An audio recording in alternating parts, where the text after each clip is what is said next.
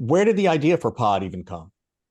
How did you get that entrepreneurial spirit for this thing? The entrepreneurial steer period is way back. So I'll give a brief overview, but I have an engineering background. I've always wanted to build my own company. I had a few entrepreneurial gigs left and right, nothing kind of big. And I've thought about my You're whole way you're way career. you're way too cool to be an engineer by trade.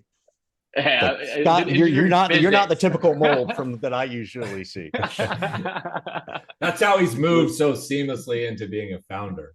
Right. Yeah. He's done a Exactly. good job. Take note, people. Yeah.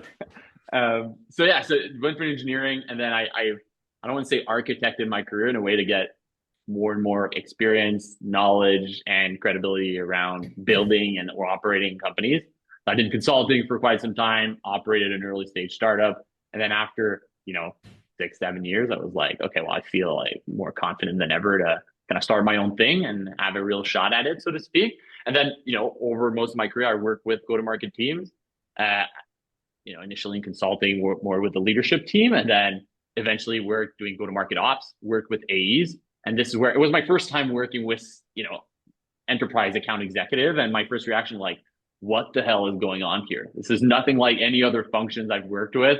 The people, the process, the approach, the decision making, like there's something out of the ordinary here. I kind of fell in love with the balance of the, not to be too cheesy, but the art and the science of sales. And ultimately, the problem that I saw is I was working with an account executive at some point.